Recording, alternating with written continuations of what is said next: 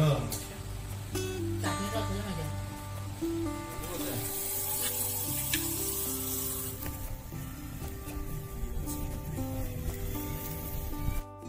Friends, life of সদীপী চ্যানেলে তোমাদেরকে আরো একবার স্বাগত। আশা করি তোমরা সকলেই ভালো আছো আর আমরাও ভালো আছি।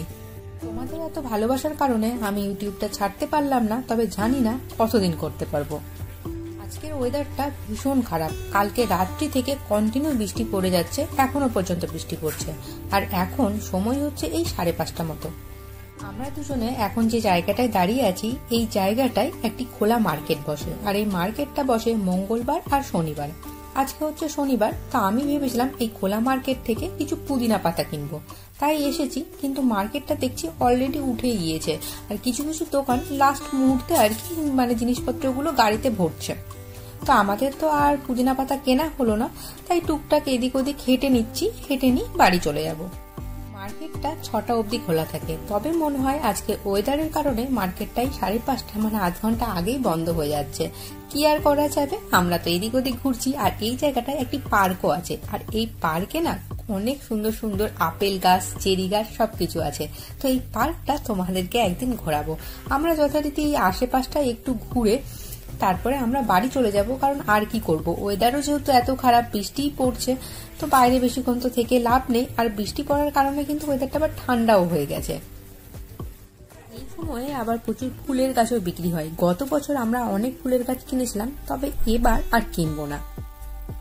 যাই হোক না কেন, আমাদের তো ঘোরাঘুরি কমপ্লিট হয়ে গেছে, এবার আমরা বাড়ি চলে এসেছি। আর এই যে দেখো, শুভ বাড়ির সামনে দাঁড়িয়ে আছে। আমি যেহেতু ফুলের পাতাগুলোর ভিডিও করছিলাম, তাই আর কি ও আমার জন্য অপেক্ষা করছে।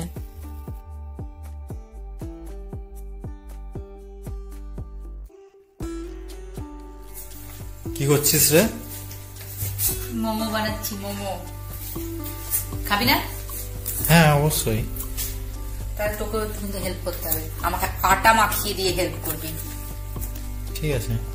অবশ্য শুভ একদমই আটা মাখাতে পারে না, ওকে আটা মাখাতে দিলে ও আটাগুলোকে বেশি জল দিয়ে দেয়, দিয়ে সেটাকে আমাকে ম্যানেজ করতে আমাকে আরো প্রচুর আটা মাখতে হয়। তাই আটা আমিই মাখবো, কিন্তু পরবর্তীকালের কাজগুলো তুই করবি, পরবর্তী স্টেপ গুলো। ঠিক আছে? ফুলকপি কাট, এই ফুলকপি বলছি, বাঁধাকপি কাটতে, আমি বাঁধাকপি দিচ্ছি, খুব ধৈর্য দিয়ে কাটতে হচ্ছে। কেমন হয়েছে? প্রচন্ড পাতলা পাতলা করতে হচ্ছে, তো পাতলা পাতলা করাটা একদম ভীষণ ভাবে টাফ কাজ একটা। ব্যাস, অনেকদিন ধরে ভাবছিলাম মোমো খাবো, কিন্তু মোমোটা বানানোই হচ্ছিল না। ফাইনালি আজকে বানাচ্ছি। তো এখানে আমি বাঁধাকপি কেটে নিয়েছি, আর এখানে পেঁয়াজ, আদা, রসুন আর লঙ্কা কুচি করে রেখে দিয়েছি। এগুলো দিয়ে আমি মোমো বানাবো। শুভর আবার ভেজ মোমোটা খুব ভালো লাগে, নন ভেজটাও, চিকেন মোমোটাও ভালো লাগে, তবে আমার হাতের ভেজ মোমোটাই নাকি ওর বেশি ভালো লাগে। তো আমি রেডি করতে চলে এসেছি ভেজ মোমো। আর এখানে দেখো, আমি একটু সামান্য তেল দিয়েছিলাম, তেল দেওয়ার পরে এই বাঁধাকপিগুলো দিয়ে দিয়েছি। বাঁধাকপিগুলো কিন্তু আমি খুব ভালো করে ভাজবো না, জাস্ট বাঁধাকপির যে কাঁচা যে গন্ধটা আছে, সেই গন্ধটাই যতটুকু দূর করতে ততটুকুই আমি ওটাকে রান্না করব।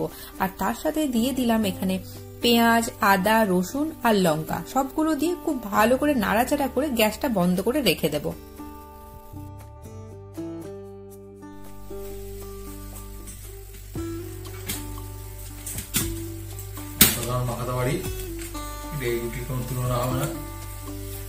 আটাটা ফাইনালি শুভকে দিয়েই মাখালাম। ভেবেছিলাম ওকে দিয়ে মাখাবো না, কিন্তু এবারও খুব ভালো করে আটা মেখেছে। যাই হোক, এই আটা মেখেও আমাকে হেল্প করে দিয়েছে। এবার আমি মোমোটা বানাতে চলে এসেছি। তো মোমো বানানোটা আমার কাছে খুব ইজি মনে হয়, কারণ আমি অনেকবার বানিয়েছি এগুলো। তো বানিয়ে বানিয়ে এখন আমার কাছে এটা ইজি হয়ে গেছে। আমি 2 রকম স্টাইলে মোমোটা বানাবো, আর আমি তোমাদেরকে 2 রকম ডিজাইন করবো। তো 2 রকম ডিজাইন তোমাদেরকে আমি দেখিয়ে দিচ্ছি। আমি প্রথম মোমো খেয়েছিলাম হচ্ছে দার্জিলিং এ, কিন্তু আমার একদম ভালো লাগেনি। পরে আমাকে ভাই একবার মোমো খাইয়েছিল, তো এত ভালো লেগেছিল কি বলবো। তারপরে আমি বাড়িতে ট্রাই করার চেষ্টা করেছিলাম। তো প্রথমবার আমি ট্রাই করেছিলাম চিকেন মোমো দিয়ে, এবং আমার চিকেন মোমোটা খুব ভালো হয়েছিল। পরে যখন আমি ভেজ মোমো ট্রাই করি, তখন ভেজ মোমোটা খুব বাজে হয়েছিল। এরপর ধীরে ধীরে আমি ভেজ মোমো অনেকবার ট্রাই করেছি, যেহেতু যেটা আমার বাজে হয় সেটাকে আমি বারবার ট্রাই করার চেষ্টা করি যাতে ভালো হয়। তারপর আস্তে আস্তে ভেজ মোমোটাও কিন্তু আমার খুব ভালো হতে শুরু করলো, এবং শুভর আমার চিকেন মোমো থেকে ভেজ মোমো বেশি ভালো লাগে। দেখো আমার সব মোমোগুলো কিন্তু রেডি হয়ে গেছে। আর একটা কথা বলাই হয়নি, এখানে কিন্তু আমি মোমো স্ট্যান্ড ছাড়া মানে স্টিমে যে মোমোগুলোকে রান্না করা হয় সেই স্টিমারটা ছাড়াই কিন্তু আমি মোমো বানাচ্ছি। এটা আমি প্রথম থেকে যখন আমি মোমো ট্রাই করি আমি স্টিমার ছাড়াই চেষ্টা করেছিলাম কিভাবে বানানো যায়।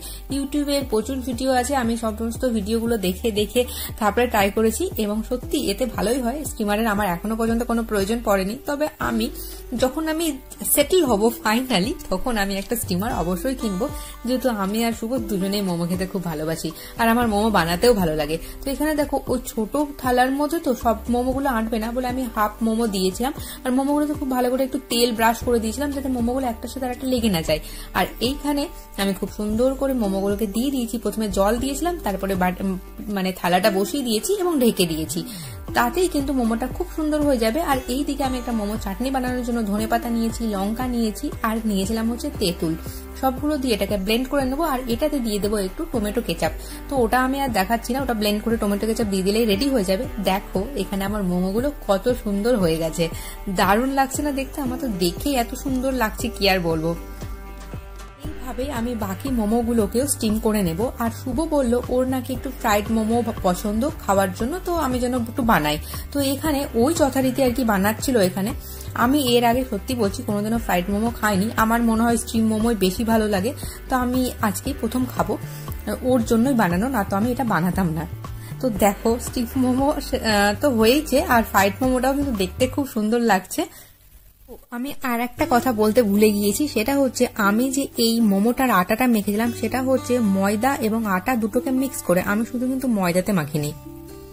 মোমো আমার বানাতে ভালোই লাগে আর খেতে তো খুবই ভালো লাগে, তবে এই মোমো বানাতে না প্রচুর সময় যায়। আমরা প্রায় 1 ঘন্টা 1.5 ঘন্টা ধরে মোমো বানাচ্ছিলাম।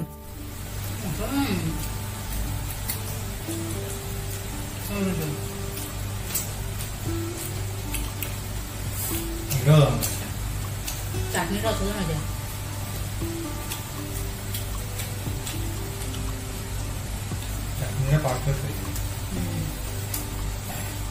তোমাদের আমার আজকের ভিডিওটি কেমন লাগলো অবশ্যই জানিও। ভালো লাগলে সাবস্ক্রাইব করে আমার পাশে থেকো। দেখা হচ্ছে নতুন একটি ভিডিওতে, ততক্ষণের জন্য বাই বাই।